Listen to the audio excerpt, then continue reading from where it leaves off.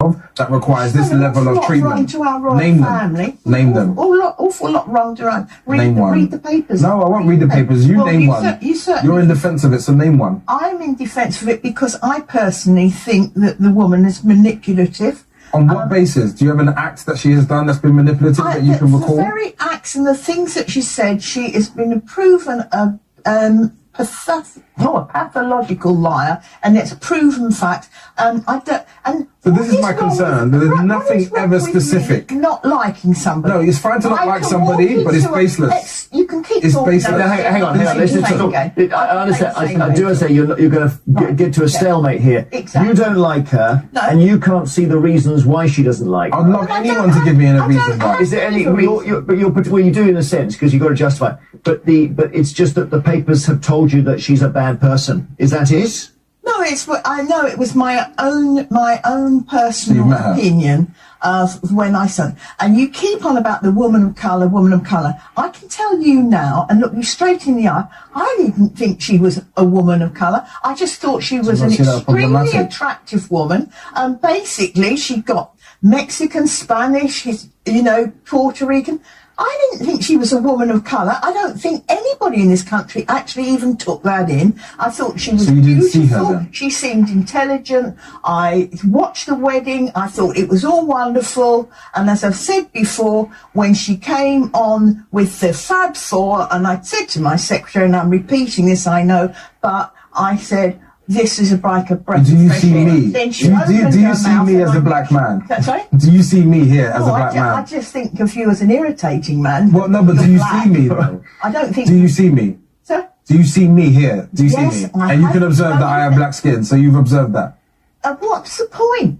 What's the point? It matters. This is the whole point. You can't say it doesn't matter. It matters. It matters to you because you've kept on and on from the minute we started about bringing in colour, bringing in pride to everything. It matters to the lived experience of real people.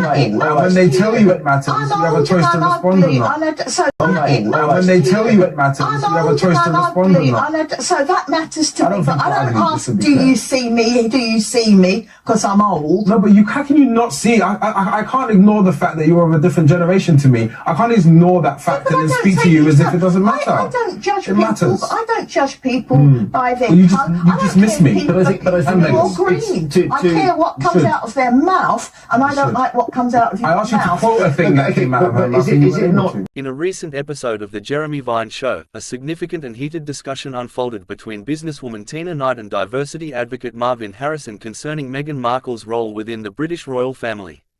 This exchange has garnered widespread attention, with many commending Harrison for his articulate defense of the Duchess of Sussex.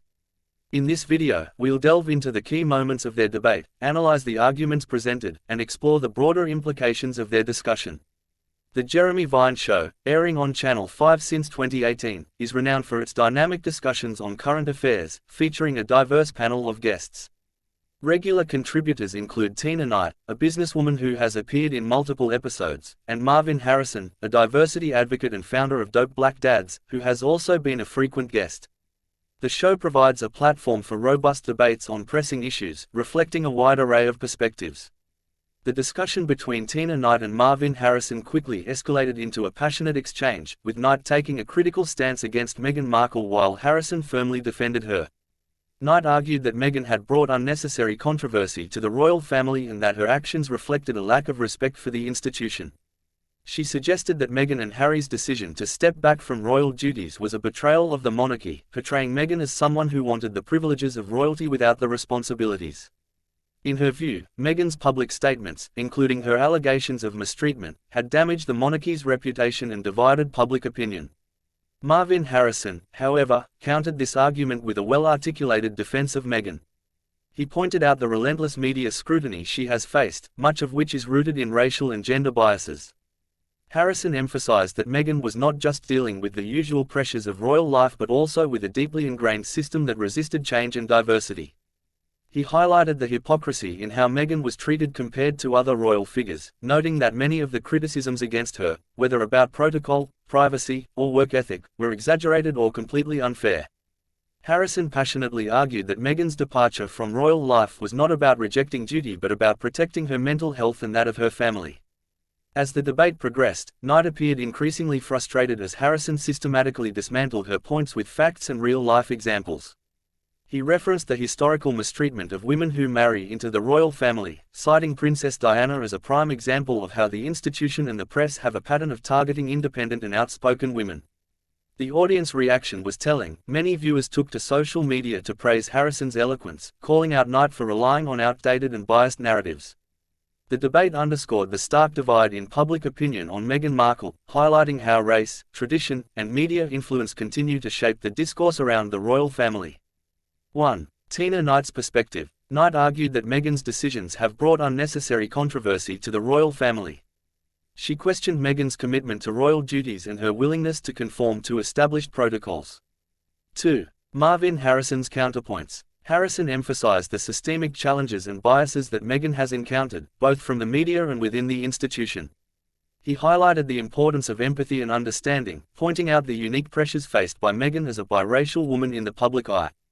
The public reaction to the debate between Tina Knight and Marvyn Harrison was swift and varied, sparking intense discussions across social media platforms. Many viewers were quick to praise Harrison for his articulate defense of Meghan Markle, applauding his ability to provide a thoughtful and nuanced perspective that took into account the complexities of Meghan's situation. Supporters of Meghan found Harrison's arguments compelling, as he shed light on the racism and institutional biases she had faced, providing much-needed context for her actions. His calm, fact-based approach resonated with many who feel that Meghan's story is often oversimplified and misrepresented in mainstream media. His defense prompted an outpouring of support online, with many expressing admiration for his courage to challenge the dominant narrative about the Duchess of Sussex. This exchange underscores the ongoing debates about race, tradition, and media representation within the context of the British monarchy. It highlights the differing perspectives on Meghan Markle's integration into the royal family and the challenges that come with it. The exchange between Tina Knight and Marvyn Harrison on the Jeremy Vine show highlighted the ongoing, deeply polarized discourse surrounding Meghan Markle and her relationship with the British royal family. Knight's criticisms, though not uncommon in public conversations about Meghan, were met with a well-reasoned defense from Harrison, who offered a broader perspective on the systemic issues that Meghan has faced. Harrison's insistence on examining the context of Meghan's actions, particularly the racial and institutional challenges she encountered, revealed a stark contrast in the way they approached the topic. It was clear that for Knight, Meghan's actions could only be seen through a lens of disappointment, while for Harrison, understanding and empathy were key to unpacking the reasons behind those actions. Moreover, the debate shed light on the significant role that media narratives play in shaping public opinion about public figures, particularly women of color in highly visible positions. Knight's argument echoed much of the mainstream media's portrayal of Meghan as a disruptor, someone who was ungrateful and uncooperative. On the other hand, Harrison's defense brought much-needed attention to the complexities of Meghan's journey, pointing out that her actions were not simply personal choices but responses to a toxic media environment and an antiquated institution.